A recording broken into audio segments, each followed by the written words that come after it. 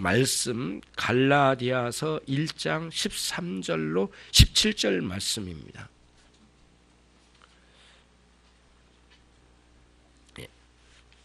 제가 읽겠습니다. 13절로 17절입니다. 내가 이전에 유대교회에 있을 때에 행한 일을 너희가 들었거니와 하나님의 교회를 심히 핍박하여 잔해하고 내가 내 동족 중 여러 연갑자보다 유대교를 지나치게 믿어 내 조상의 유전에 대하여 더욱 열심히 있었으나 그러나 내 어머니의 태로부터 나를 택정하시고 은혜로 나를 부르신 이가 그 아들을 이방에 전하기 위하여 그를 내 속에 나타내시기를 기뻐하실 때에 내가 곧 혈육과 의논하지 아니하고 또 나보다 먼저 사도된 자들을 만나려고 예루살렘으로 가지 아니하고 오직 아라비아로 갔다가 다시 다메섹으로 돌아갔노라. 아멘. 17절까지입니다. 자, 앞뒤 분들하고 인사 나누시겠습니다. 평안하셨습니까? 한 주간. 예. 저는 오늘 15절로 16절 사이의 내용을 중심으로 전하겠습니다. 15절을 보십시오.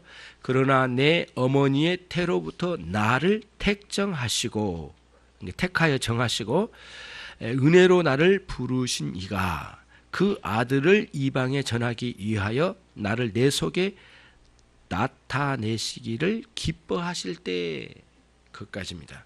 그 부분을 중심으로 말씀을 전해 나가도록 하겠습니다. 오늘은 소명, 그 영광스러운 부르심에 대해서 생각하도록 하겠습니다. 자, 소명은 우리가 크게 두 가지를 먼저 생각해 볼 수 있습니다. 첫 번째는 이 세상에 머물러 있던 우리들을 예수 그리스도의 품 안으로 불러들일 때 첫 번째 소명이 하나 있어요. 하나님의 소명. 소명. 그러니까 부르셔서 명하신 건데, 아무튼 그런 그 부르셔서 기독교인 신자다운 삶을 살라고 불러내신 거죠. 하나님 자녀답게. 그게 하나의 아주 중요한 소명이 있어요. 두 번째는 뭐냐면은 그렇게 부르시고 난 다음에 그냥 바로 천국으로 안 데려가시고 우리를 이 땅에 여기에 두셔요. 두시고 우리에게 각자에게 해야 할 일들을 주셔요. 사명을 주셔요. 주들에게는 가정을 살피라고 사명을 주시고, 직장에는 우리를 보내셔서 직장을 섬기도록 사명을 주셨어요. 그리고 한 사회를 이루면서 서로가 서로를 도우면서 살 수 있는 지혜와 능력의 복을 주셔서 적절한 재능을 가지고 살 수 있도록 각자 우리가 해야 할 일을 맡겨주셨어요. 예. 그 맡겨주심이 내가 잘나거나 여러분의 사장님이 여러분을 잘 찍어서 여러분 불러내셨다기보다 그거는 현상적으로 일어난 것이고요. 실제적이고 영적인 의미고 깊은 믿음의 관점으로 볼 때 진정 우리가 그 회사에 있고 섬기는 이유는 하나님께서 나를 거기다 불러 세워놓으신 거예요. 예, 그게 죄가 되는 게 아니라면 하나님 부르셔서 거기 세워놓으신 거예요. 그거를 소명이라고 그래요. 예, 부르셔서 명하여 주신 그 일이에요. 그렇기 때문에 아무리 사소한 일일지라도 하나님의 부르심에 맞게끔 살아야지 그것과 어긋나게 살아가면 옳지 않아요. 그리고 거기서 충분한 사명에 불타는 마음으로 살지 못하니까 감화가 없어요. 감동적이질 않아요, 사람이. 예, 그러니까 남들이 시키거나 사람의 눈치에 이끌려서 사는 사람이 되면 소명 따라서 사는 사람이 아니에요. 그러니까 그걸 거둬버리고 우리는 하나님 앞에 자유함을 가지고 하나님의 눈길 앞에서 열심히 내 할 일을 감당하는 거죠. 이게 영광스러우신 하나님의 부르심에 합당한 삶을 사는 기본적인 정신이에요. 이 정신을 여러분들이 꼭 가져가시길 바라고요. 일생을 통하여 그걸 가져가시길 바라고, 오늘은 사도 바울이 자기의 소명, 하나님께서 바울 사도를 부르신 그 부르심의 그 소명에 대한 일부분의 내용인데, 그 내용에 비춰서 우리 자신을 되돌아보는 시간, 그리고 우리의 소명, 우리의 존재까지 되돌아보는 시간을 갖도록 하겠습니다. 먼저 여러분들과 제가 중요한 한 가지의 생각의 틀을 바꿔가야 돼요. 생각의 프레임을 바꿔야 되는데, 뭐냐면은 그 생각에 다 틀이 있거든요. 근데 그 생각의 틀 중에 하나가 뭐가 이제 바뀌어져야 되냐면, 여러분, 이거예요. 내가 교회 다니지 않는 사람도 있지만 나는 교회 다닌다. 그래, 나는 교회 다닌 사람이고 저 사람들은 교회 안 다닌 사람이다. 이렇게 생각의 구조를 가지고 있는 사람들은 조금 미흡해요. 그래서 그거를 뜯어 고쳐서 나는 예수님을 영접한 자로서 산다. 그리고 예수님을 영접하지 못한 사람들도 있다. 예수님을 영접하여 참신자가 된 사람과 그러지 못한 사람이 있고, 또 예수님을 마음에 영접하고 싶지만 이런 영적인 변화가 일어나지 않는 가운데 구도자의 삶을 살아간 사람도 있겠지만, 일단은 이런 식으로 참신앙과 참되지 않은 신앙 사이의 구별점을 가지고 우리의 신앙생활을 내려다보려고 하는 노력이 필요해요. 그런 생각의 구도를 좀 가져야 돼요. 그래서 겉보기에 화려한 것에 우리의 눈길을 빼앗기기보다는 눈에 보이지 아니하시는 우리 하나님을 우리가 배울 수 있는 말씀을 통하여 믿음으로 하나님께 나가는 그런 방식의 신앙생활을 추구하여 열심으로 나가는 거예요. 하나님 앞에. 이게 이제 우리에게 가지고 가야 될, 우리가 품어야 될 중요한 신앙생활의 하나의 구도라는 거예요. 참신앙과 참되지 못한 신앙 사이의 구별점을 가지라, 이런 말씀입니다. 자, 그러면은 첫 번째, 하나님 안에서 누리는 안식에 대해서 먼저 말씀을 드리겠습니다. 왜 그러냐면 여기 13절에 하나님의 교회를 심히 핍박하였다고 하는 사도 바울의 예수님 만나기 전에 생활이 어떠했는가? 그 삶은 하나님 안에서 안식을 누리지 못했을 때의 상황이다 라고 하는 것을 말씀드리려고 첫 번째, 하나님 안에서 누리는 안식에 대해서 먼저 말씀을 드릴게요. 그러면은 이런 거죠. 인간이라는 존재는 항상 하나님을 그리워하는 면을 가지고 있어요. 그러면서 동시에 하나님으로부터 멀어지고 싶은 마음도 같이 품어요. 다시 말씀드릴게요. 인간은 하나님을 향하여 이렇게 하나님을 그리워하면서도 하나님을 멀리 살고 싶은 거예요. 왜 그러냐면은 인간 안에는 내재되어 있는 것이 있는데, 모든 인간에게는 종교의 씨앗이 담겨져 있어요. 칼빈의 용어로 빌리자면 종교의 씨앗이 심겨져 있어요. 하나님께서 창조하실 때에 하나님의 형상을 따라 창조하셨는데, 인간이 타락할 때 그게 쭈그러들고 망가지긴 했어요. 그러나 그 내면, 아무리 타락했더라도 인간 내면 속에는 지워지지 않는 종교의 씨앗이 안에 있어요.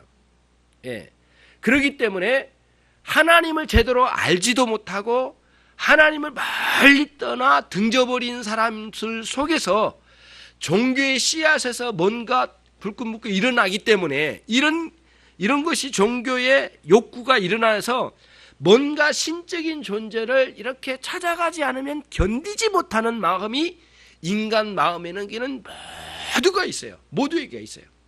지워지지 않아요. 헤르만 바빙크의 말에 의하면 영원을 향한 동경심이라고 그랬어요. 영원을 향한 동경심. 그래서 우리는 쉽게 나는 영원히 행복하게 살고 싶어. 그게 영혼을 향한 동경심이고 어떠한 신적인 존재를 향하여 갈망하는 그러한 종교의 씨앗의 반응이에요. 반응. 다른 게 아니에요. 그걸 인식해야 돼요. 그렇기 때문에 이 세상에 있는 많은 종교와 수많은 사람들의 활동은 영원한 행복을 추구하는 그러한 영혼 안에 있는 종교의 씨앗의 발산으로 일어나는 현상들이에요. 예.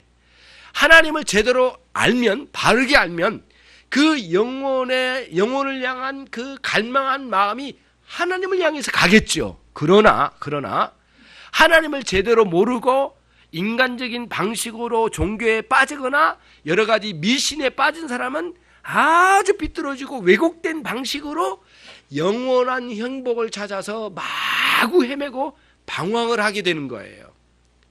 그러니까 그러한 방황을 하다 보니까 이 안에는 하나님을 향하여 어떤 하나님이라고까지는 표현을 못하지만 영혼을 향한 영원한 행복을 향한 갈증이 사람들로 하여금 고통을 만들어내요. 고통. 예. 갈증이 매우 심각하면 고통을 만들어요. 예. 우리 여름에 유격 훈련을 마치고 군에 있을 때 그리고 행군을 해서 돌아옵니다. 그때 행군은 뭐 길지 않은데 200km 행군이나 이런 행군을 해요. 그럼 2박 3일 동안 밥만 먹고 걸어요. 예. 계속 걸어요. 10분 휴식, 50분 걷기. 10분 휴식, 50분 걷기. 그냥 걷는 게 좋죠. 근데 뭐 산보 가듯 걷는 게 아니에요. 완전군장에 걸으니까 또 보병들은 완전군장 25km 이상 되는 완전군장에다가 또 저 같은 사람은 똥포 60mm 똥포를 메고 이제 가는 거예요. 똥포라고 그래요. 이게 잘 안 맞으니까 똥포라고 그래요. 이 포가 정확하게 안 맞아요. 잘 쏘면 아무데나 나가는 이 포예요. 굉장히 잘 안 맞는 포이기 때문에 똥포라고 하는데 이 포를 또 짊어지고 와요. 그러니까 25km에다가 25km를 짊어지면 50km를 메고 이제 가는 거예요. 예, 그거를 죽도록 이제 메고 이제 가는 거죠. 가다 쓰러지기도 하고 그러는데 간혹 가다가 너무 갈증이 나가지고 물은 떨어져 있고 속도를 내서 걸어가기 때문에 빨리 가서 물을 먹어야 되는데 물을 먹을 데가 없는 거예요. 예, 지나가는데 논두렁 안쪽으로 물이 꽉 채워져 있어요. 거기는 여러 가지 올챙이도 있고 개구리도 있는 그러한 흙탕물이긴 하지만 잠시 흙탕물은 가라앉고 맑은 물이죠. 근데 논두렁에 갇혀 있는 그 물을 그냥 머리를 쳐박고 마십니다. 견딜 수 없으니까요. 죽도록 이 갈증이. 그러니까 막 마셔요. 그때 농약도 했을 거예요. 그러나 지금 당장 죽게 생기는 농약이 문제가 아니에요. 막 마시는 거예요.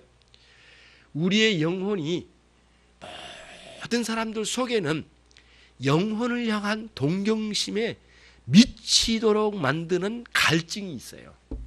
그 갈증을 해소하려고 사람들은 향락에 빠져요. 그리고 깊은 쾌락에 빠져요. 예, 그렇죠? 그래서 돈의 욕구에 빠지기도 하고 이성의 욕구에 빠지기도 하고 그리고 나름대로 이런 이 영혼에는 이런 육적인 방탕과 쾌락에 깊이 빠져요. 그런데 그런 것에 빠지면 일시적으로 우리가 마비 상태가 와요. 그래가지고 이 영혼 안에 있는 영혼을 향한 행복을 추구하는 갈증을 잠시는 해결해줘요.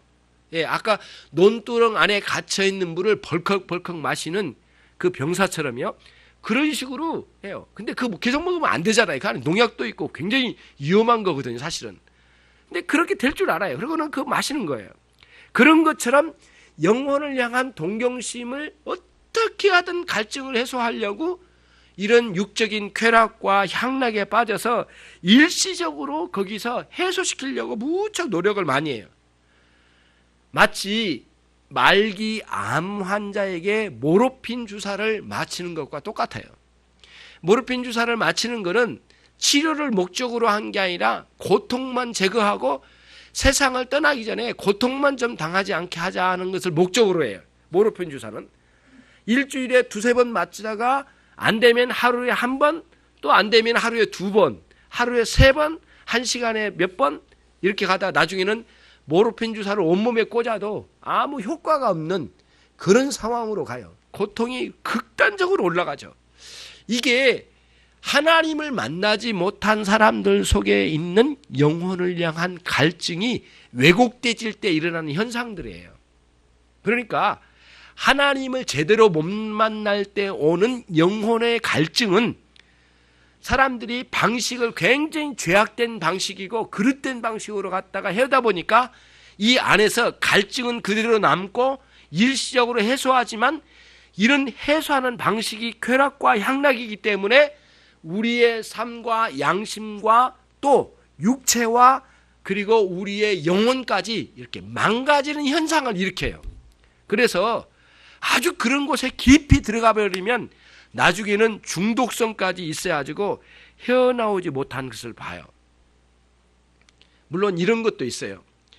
영혼을 향한 갈증을 해소하려고 인간적인 아주 높은 수준의 방식으로 접근하는 것도 있어요. 예를 들자면 예술에 깊이 빠져 있는 것, 그 다음에 학문에 깊이 빠진 것, 과학에 심취한 것, 그 다음에 이런 휴머니즘에 깊이 빠져서 이웃을 돕는 헌신의 삶에 열심을 다하는 것, 이런 방식으로 굉장히 높은 수준이고 사람들도 부러워할 만한 높은 수준의 세계로 접근해서 영혼을 향한 갈증을 해소하려고 하는 노력들이 참 많아요.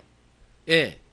그러면은 여기서 문화적인 활동이나 그러한 인도주의적인 그런 활동 자체를 비난한 것이 아니고요.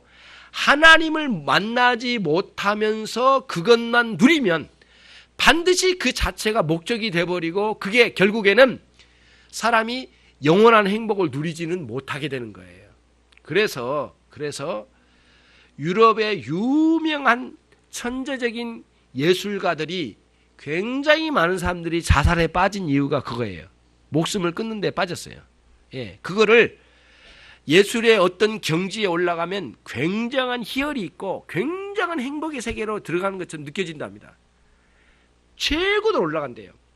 미술, 음악, 각종의 그 음악의 세계, 그런 세계로, 예술의 세계로 깊이 들어간데 어느 정점으로 딱 가면 그 이상의 아무것도 없는 것을 경험하면서 허무함 속에 엄청나게 허무함을 경험한답니다. 그때 자살하지 않으면 견딜 수 없는 죽고 싶은 마음의 생각이 막 빨려드는 거예요. 그러면서 유럽의 많은 그 뭐라 그럴까요? 천재 같은 사람들이 자살에 빠진 거예요.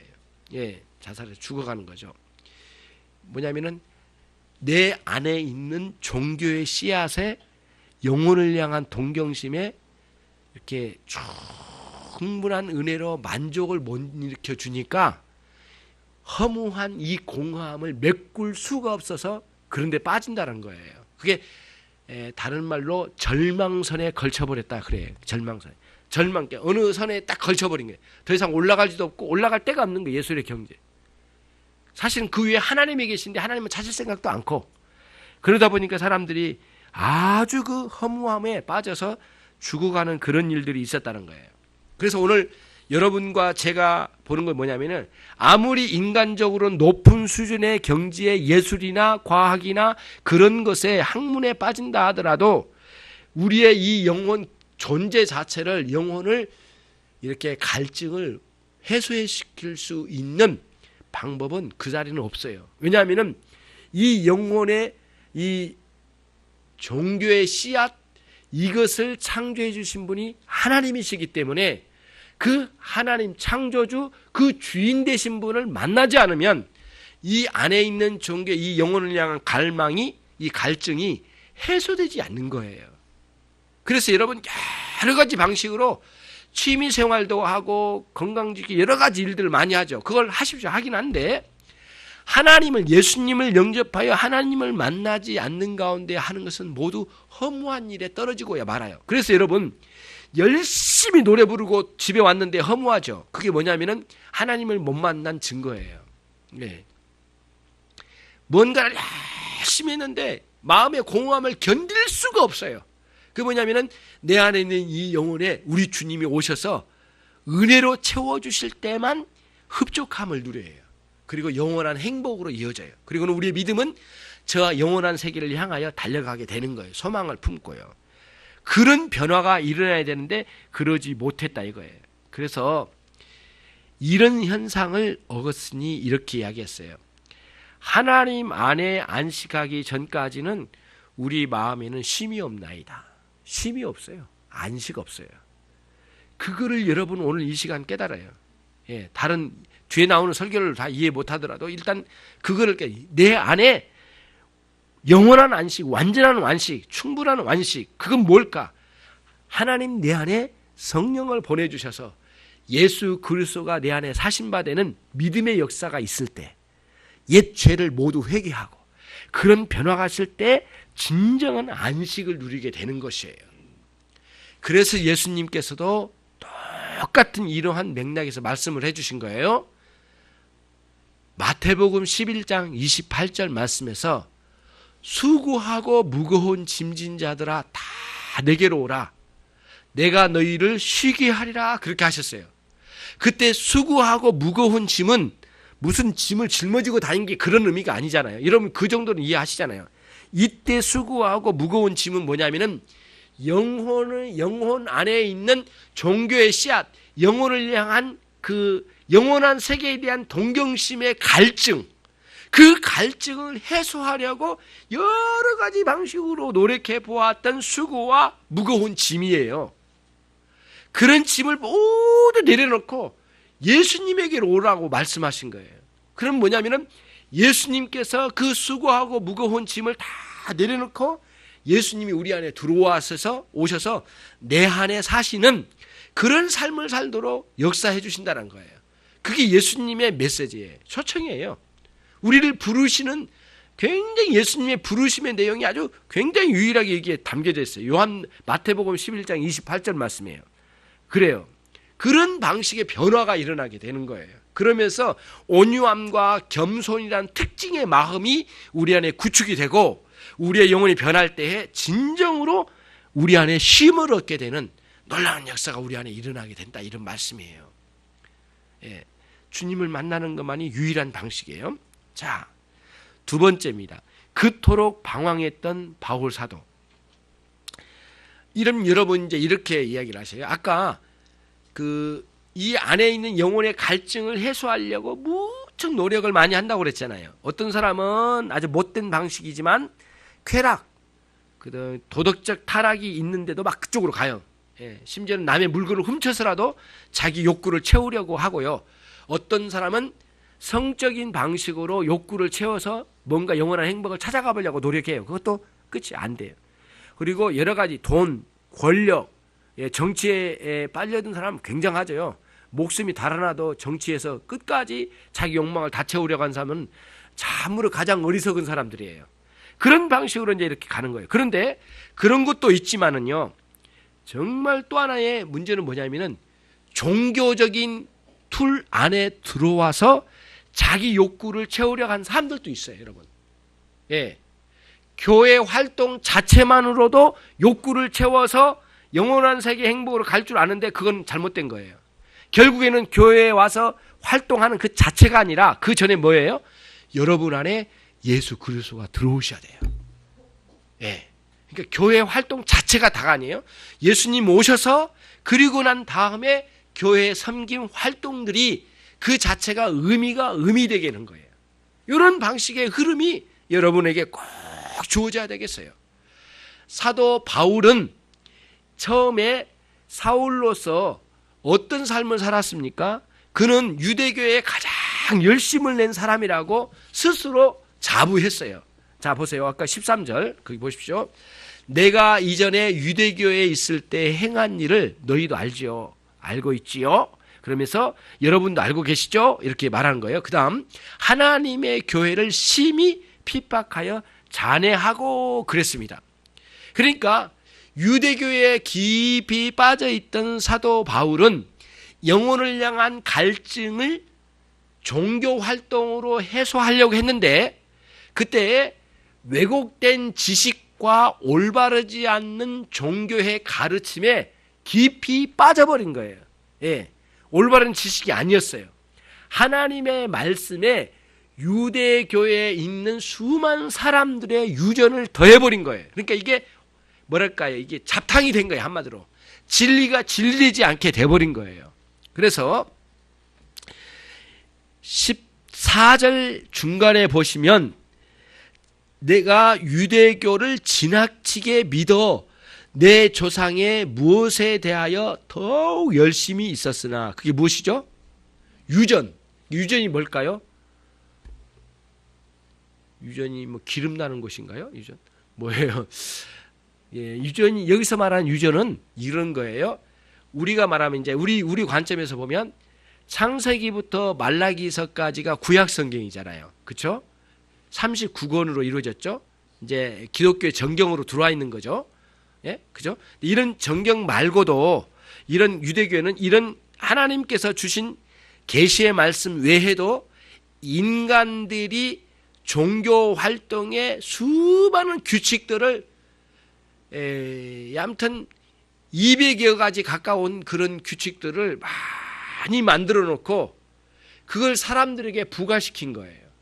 그래가지고 하나님의 말씀에서 우리 주님을 영접하여 진정한 자유함을 누리기보다는 종교의 여러 가지 규칙을 여러 가지 생활 가운데 걸어놓고 억거시켜 놓은 거예요.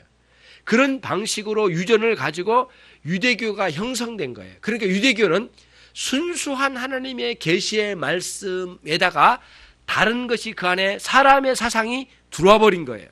그래서 성경에서는 하나님의 말씀에 1.1획도 더하거나 뺀 자는 저주를 받을지어다, 거기에 속해버린 거예요. 누가요? 유대교가. 그러나 그런 유대교의 전체적인 흐름 속에서도 참된 신앙을 가진 이 성경에 기록된 참 훌륭한 신자들도 물론 있었지만 전체적인 흐름은 아주 왜곡된 신앙의 길을 갔어요. 거기에 빠진 사람이 사도 바울이에요. 그래서 자기 연갑자보다 누구보다도 열심을 내었어요. 그렇기 때문에 사람이 만들어 놓은 종교의 형태로 가기 때문에 결국에는 하나님의 뜻이 아님에도 불구하고 하나님의 뜻인 줄 알고 열심을 내어서 자기 동족과 같은 믿음을 안 가진 사람들은 잡아다 죽이기까지 했어요. 살인까지 자행한 거예요. 그래서 그런 활동 중에 한 사람 활동으로 인해서 스데반 집사님이 순교당했다 이거예요. 이게 사도행전에 나온 기록이지 않습니까? 사도 바울이 그런 사람이었어요. 완전히 왜곡된 삶을 살아가는 거예요. 예, 그러니까 비극 중에 비극이 이런 거예요. 다른 게 아니에요. 참된 진리를 전하지 않는 교회나 종교적인 집단, 거기에다가 하나님을 알지 못하는 무지한 사람이 딱 만나면 최악의 저주예요. 최악이에요. 최악. 그러니까 둘 중에 하나는 살아있어야 돼요. 우선 내가 하나님을 주님을 영접하지 못한 신앙이 없다 하더라도, 주님을 찾아가는 과정이 있다 하더라도 참된 복음을 전하는 교회가 교회를 만나야 되는 거예요. 이런 아주 그 논리가 있어요. 그래서 첫 번째는 참된 진리의 말씀이 선포되어진 교회와, 그리고 내가 참되게 하나님을 만나는 두 존재가 딱 만날 때 최고의 신앙생활을 잘 이어갈 수 있는 그런 조건이 되는 거죠. 그걸 우리가 생각해 볼 수가 있어요. 오늘날 모든 이들은, 오늘날 이단이나 이런 모든 이교도들은 그야말로 진리의 말씀에 이런 여러 가지 인간적인 요소를 더하거나 뺐어요. 결국에는 거기도 성경이 있지 않습니까? 라고 하는데 그것은 성경을 성경으로 보는 게 아니에요. 예. 인간적인 사상으로 성경을 내려다보기 때문에 그게 완전히 어짱나는 거예요. 그러니까 참된 신앙생활로 못 가니까 원래 하나님 창조해 놓으신 인간의 틀을 따라서 살기보다는 왜곡된 신앙의 지식을 가지고 막무가내 살아가 버린 거예요. 거기다 열심까지 더하면 외식적인 신앙까지 가면 종교의 노예 생활로 떨어져 버리게 되는 것이에요. 종교 생활의 노예 생활이 돼버린 거예요. 그럼 여러분 거기서 벗어나야 돼요. 자, 그러면은 예수님도 이 부분을 굉장히 심각하게 생각하시고 말씀해 주셨어요. 유대인들에게. 요한복음 8장 32절에서 예수님 말씀하시기를 진리를 알지니 진리가 너희를 자유케 하리라 이렇게 말씀해 주셨어요. 진리를 알지니 너희가 참된 진리를 알게 되면 너희들이 진정으로 그 진리가 너희를 자유케 할 것이다. 다시 말하면 유대교에 빠져있는 너희들은 노예 생활이다 그 뜻이에요. 그러니까 그때의 바리새인과 서기관들이 벌컥 화를 내면서 예수님에게 막 덤벼들었어요. 당신 뭐하는 소리냐고 지금 예수님에게 하는 말이 그래요. 언제 우리가 노예 생활을 했어? 누구의 종이요 우리가 누구의 종이요? 막 그러면서 막 따졌어요. 그런데 종교 생활에 노예로 생활을 하고 있는 거예요. 그거를 예수님이 확 깨뜨려 본 거예요. 그런 차원에서 여러분과 제가 잘 정리를 하는데 종교 생활에 노예 생활로 떨어진 어리석은 삶을 벗어나야 되는 것이죠. 진정으로 그리스도가 내 안에 오시면 자유함으로 살아갈 수가 있게 된다 이런 말씀이에요. 여러분 하나님의 축복을 받은 사람이잖아요. 모든 사람은 하나님의 복을 받은 사람이에요. 하나님의 주신 은혜와 복으로 사는 존재들이에요. 모든 존재가. 자연 만물이 다 하나님의 복 가운데 있는 거 아니겠어요? 하나님의 축복을 받은 사람, 특별히 또 독특하게 하나님의 축복을 많이 받은 사람들이 모두 훌륭하게 살았느냐? 그건 아니에요. 반대예요. 하나님의 축복을 받은 사람들이 오히려 멸망으로 떨어진 사람이 더 많아요. 그 논리를 잘 여러분들이 가서 그래서 하나님께서 주신 복을 잘 받아서 제대로 바른 정신으로 누릴 때에 축복이 되거든요. 그런데 그러지 않고 하나님의 주신 복은 맞긴 맞는데 우리가 죄된 본성을 따라서 마구 아무렇게나 무절제하게 사용하거나 악한 데 사용을 해요. 하나님의 복을. 여러분에게 주신 그러한 물질적인 축복이나 아니면 여러분에게 주신 어떤 권세나 이런 것들이 있을 거 아니에요. 여러분에게 주신 그 무엇이 있단 말이에요. 그거를 오히려 악하게 사용하여 멸망으로 떨어진 사람이 이 세상에는 더 많아요, 여러분. 그 논리를 잘 봐야 돼요. 그래서 하나님께서 주신 복이 다 올바른 축복으로 가느냐 그게 아니라는 거예요. 왜냐하면 하나님 주신 복이 그 자체가 문제가 아니라 하나님 주신 그 자체는 굉장히 놀랍고 영광스러운 일이지만 그거를 사용하는 악한 사람들의 본성에서 그렇게 만들어낸 거예요. 이런 논리를 잘 적용해서 결국에는 유대인들에게도 적용을 해보자면 그거예요. 유대인들이 가지고 있는 하나님의 말씀은 너무너무 크고 놀라운 복이었어요. 축복의 그런 표징이었어요. 그렇지 않습니까? 하나님의 계시의 말씀이니까. 그런데 그거를 악용하다 보니까 유대교가 완전히 나가로 떨어진 거죠. 이런 논리를 여러분과 제가 잘 갖춰가야 되겠어요. 왜곡된 지식이 이제 유대교에 파고 들어오면서 결국에는 이 유대교가 제대로 된 하나님을 섬기지 못하는 그런 곳에 머물러 있다 이거예요. 오늘 또 마찬가지. 여러분과 저의 삶도 바울 사도와 다르지 않아요. 본질에 있어서는요, 여러분 그런 거거든요. 본질에 있어서는 같아요. 한순간도 여러분과 저의 영혼의 갈증을 멈춰본 적이 없어요. 우리 존재가. 무의식 세계에서도 깊이 우리 안에 이 갈망이 우리 안에 담겨져 있어요. 끊임없이 있어요. 그래서 이게 의식의 활동으로 나오면서 표현되어진 게 뭐냐면 아까 쾌락과 육적인 욕망을 따라서 쾌락과 그런 타락상으로 막 드러나게 되는 거예요. 어떻게요? 내 안에 있는 막 이런 영혼을 향한 이 갈망이. 그런데 우리가 이런 우리들에게 예수님 찾아오셔서 말씀을 주시고 예수님이 참된 영혼을 향한 올바른 길이다라고 하는 사실을 믿게 되는 놀라운 역사가 있게 되면 예수님은 나의 길이요 진리요 생명 되셔요. 적용이 되는 거예요.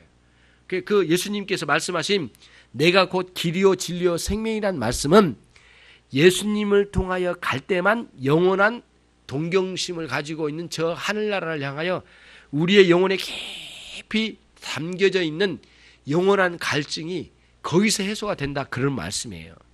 예. 그리고 아무렇게나 살 때는 결국에는 멸망에 죽을 것이지만 예수님을 영접하여 참된 생명을 누리면 영원한 생명으로 잇대어 살아갈 수 있는 존재가 된다 이런 말씀이에요. 그런 논리를 가지고 우리가 사는 거예요. 많은 사람들이 술과 마약에 심취되어 빠져 있습니다. 참 불쌍해요. 병적으로 거기에 빠져 있거든요. 참 안타까운 상황이에요. 그런데 그들도 지금 영혼을 향한 갈증을 해소시키려고 하는 부단한 노력 가운데 있는 것이 사실이에요.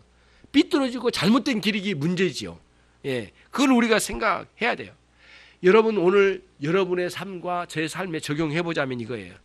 여러분이 교회 활동을 하는 것으로 만족하면 안 돼요. 예. 여러분이 복음을 듣고 주님을 영접하는 참 신앙으로 들어오셔야 돼요. 그래서 교회에 언저리만 머물러 있지 말고 예수님 안으로 들어가는 신앙생활을 꼭 갖추셔야 돼요. 여러분, 교회 생활만 멈추면 안 돼요. 예수님 안에 들어가 생활을 해야 돼요. 그래서 예수님 내 안에 들어오시고 내가 예수님 안에 들어가 사는 완전한 연합의 생활로 들어가지 않으면 우리의 영혼은 충분한 갈증 해소가 이루어지지 않는다, 이런 말씀이에요. 사도 바울은 그거를 경험한 거예요. 여러분, 그거를 경험한 거예요. 어디서요? 다메섹 도상에서 예수님, 부활하신 예수님을 만나는 순간 변화를 받아 그런 변화를 통하여 그렇게 되었다, 이런 말씀이에요. 그래서 여러분과 제가 이제는 하나님의 말씀에 충분히 반응할 때가 되었어요. 더 이상 이제는 육신의 노예로 살 때가 아니에요. 예, 정말 하나님의 은혜로 살아가야 될 그런 존재라, 이런 말씀이 오늘 말씀이다, 이런 말씀이에요. 그러면 자, 우리가 이제 생각을 해봐야 될 필요가 있어요. 자, 예수님 믿을 때에 새로운 자아가 형성된 거예요. 새로운 사람이 된 거예요. 그런데 내가 예수님을 믿는다고 할 때 내 안에 새로운 자아, 새 사람이 된 거잖아요. 새 자아가 됐는데 옆에 또 하나가 있어요. 뭐냐면은 옛날의 옛 본성의 옛 자아가 완전히 없어지지 않고 남겨져 있는 상태에서 새로운 자아의 활동이에요. 그래서 예수님을 영접하면 옛 자아가 없어진 상태에서 새로운 자아로만 산다고 하는 것은 착각이에요. 절대 그렇지 않아요. 예수님을 믿는 순간에 새로운 사람이 되었어요. 그러나 옛 자아가 내 안에 남겨져 있어요. 문제는 내 전 존재의 주도권, 이니셔티브, 이런 주도권이 누구에게 있느냐? 예수님 믿는 사람에게는 누구에 있느냐? 어디에 있느냐? 새로운 자아, 믿음으로 살고자 하는 새로운 자아가 주도권을 쥐고 있어요. 지금 신자들은. 그러나 아직 주님을 영접하지 못한 사람은 열심히 제대로 예수님 믿고 살고 싶기는 하지만은 여전히 옛 자아가 주도권, 이니셔티브를 가지고 있는 거예요. 옛 자아가. 그게 주인이 된 거예요. 신자가 되고 난 뒤에는 새로운 믿음으로 살고자 하는 욕구에 불타있는, 거룩한 욕구에 불타있는 새로운 자아가 주도권을 쥐고 살고 있을 때에 주도권을 쥐고 있지도 못하는 옛 자아가 유혹을 하고 넘어뜨려지게 하려고 하고 죄에 대해서 끌려가는 마음이 생겨나고 하나님을 믿는 마음에서 좀 멀어지고 싶은 마음이 우리 안에 유혹으로 다가올 때가 있어요. 그러나 그것은 영원토록, 한번 예수님을 믿기 시작하면 결국에는 영원토록 그러한 옛 자아는 우리 안에 있는 주도권을 쥐고 살 수 없다, 이거예요. 다시는 돌아가질 않아요. 그러나 불신자들의 삶은 주도권이 옛 자아, 부패한 옛 본성, 거기에 타락한 그 본성 안에 주도권이 있다, 이런 말씀이에요. 한 성경을 찾아보고 말씀을 정리해 볼게요, 여러분. 같은 갈라디아서의 말씀이에요. 2장 20절입니다. 이 말씀은 여러분 너무 잘 알고 있는 말씀이죠. 2장 20절. 제가 읽어 드릴게요. 내가 그리스도와 함께 십자가에 못 박혔나니 그런즉 이제는 내가 산 것이 아니요 오직 내 안에 그리스도께서 사신 것이라. 이제 내가 육체 가운데 사는 것은 나를 사랑하사 나를 위하여 자기 몸을 버리신 하나님의 아들을 믿는 믿음 안에서 사는 것이라 했어요. 자, 그러면 그 본문을 눈 떼지 말고 거기를 보세요. 내가 그리스도와 함께 십자가에 못 박혔나니 할 때 그 내가는 누굴까요? 옛 자아예요. 옛 자아. 새로운 자아 아니에요. 옛 자아예요. 옛 자아는 옛날에 부패한 본성으로 살던, 하나님 없이 마음대로 살려고 했던 그 욕구를 따라 살려고 했던 그 나, 옛날의 나, 옛날의 그 나예요. 부패한 옛 본성의 자아. 그 본성이 십자가에 못 받겠다 이거예요. 여기서 못 받겠다는 게 현재 진행형으로 되어 있습니다. 현재 진행형이 뭡니까 여러분? 현재 진행형의 의미가 뭘까요? 못 바뀐 때는 옛날에 바뀌었어요. 20년 전에 30년 전에 주님 처음 영접할 때 못 바뀌었는데, 현재 진행형의 의미는 못 바뀐 상태가 유지되고 있다는 거예요. 유지되고 있다 이거. 지금도 바뀐 상태로 계속 진행되고 있다는 게 현재 진행형의 의미입니다. 문법적으로요. 현재 진행형으로 못 바뀌었다니까 현재 진행형으로 되어 있어요. 그런즉 이제 내가 산 것이 아니요 옛 자아도, 이것도 옛 자아, 이제는 옛 자아대로 내가 살 게 아니요. 다시 말하면 옛 자아가 내 삶의 이니셔티브, 주도권을 쥐고 사는 것이 아니요 라는 뜻이에요. 이게 아니에요. 그런 의미예요 여러분. 그 다음에 오직 내 안에 그리스도께서 사신 것이라. 예수님이 내 안에 사신 것이래요.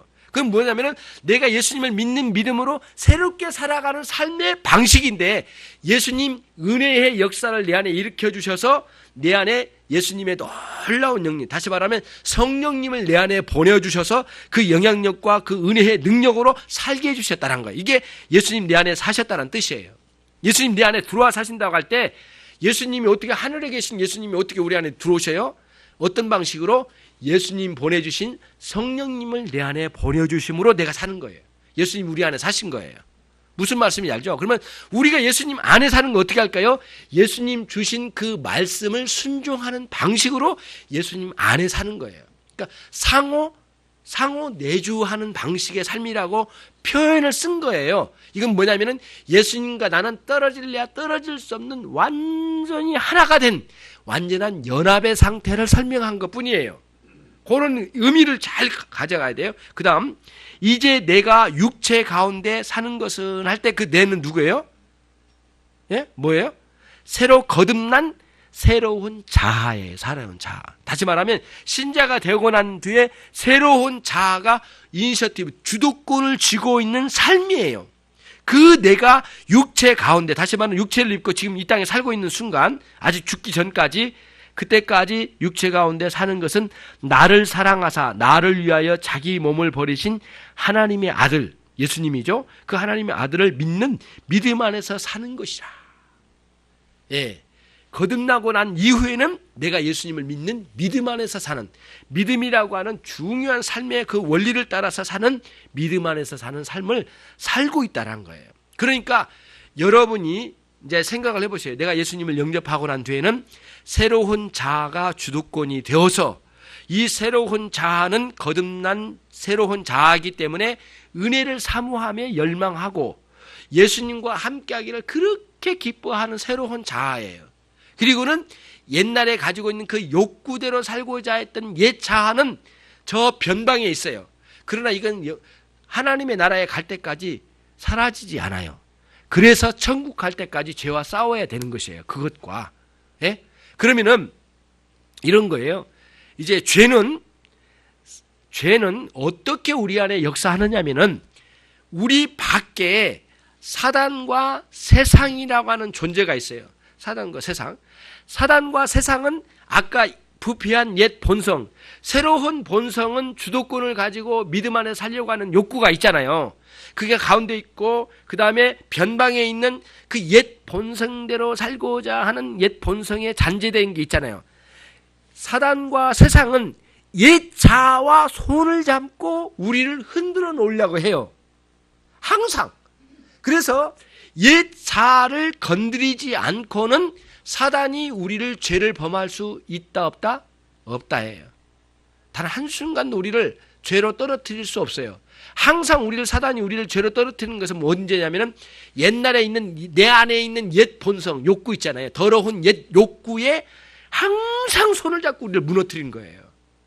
그 논리가 항상 있어요. 그래서 여러분, 죄를 범하고 세상에 유혹이 있고 사단이 우리를 유혹해서 넘어뜨려서 죄를 범하면, 그래서 우리에게 회개하라고 말씀하신 거예요. 만약에 옛 욕구, 내 안에 있는 옛 욕구가 없는, 옛 자아가 없는 상태에서 죄를 저질렀다면 우리가 회개할 이유가 없죠. 죄를 저지르게 한 놈은 사단이고 세상뿐인데 왜 우리가 회개를 하냐고요. 그러나 그렇지 않다는 거예요. 우리는 항상 우리 변방에 뭐가 있냐면 옛 본성이 자리를 잡고 숨어 있어요. 기회가 되고 상황이 열려지고 환경이 되면 그 욕구를 분출하면서 막 나가려고 하는 짐승 같은 게 내 안에 하나 살고 있다는 거예요. 예. 그래서 우리가 은혜로 살아가면 이 짐승 같은 게 죽어져요.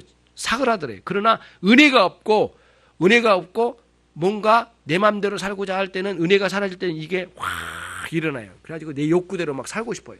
예. 막 살아요. 그게 이제 신자가 살아가는 하나의 자기 정체성을 찾아가는 중요한 하나의 구도예요. 이거를 잘 깨달으면서 살펴갈 수 있어야 되겠어요.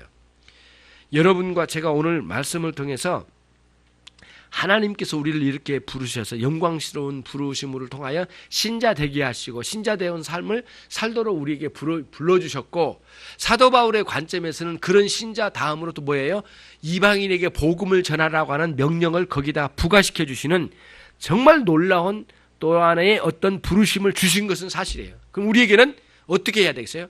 여러분과 저에게 주신 사명이 있어요. 그건 뭐냐면 직장 생활로도, 가정 생활로도, 교회 생활로도, 사회 생활로도 여러분에게 파송시켜 주신 거예요. 오늘 여기에 인천 열린교회 오셨으니까 잘하셨어요. 우리 앞으로 60년 동안 밖에 나가지 말고 여기만 삽시다.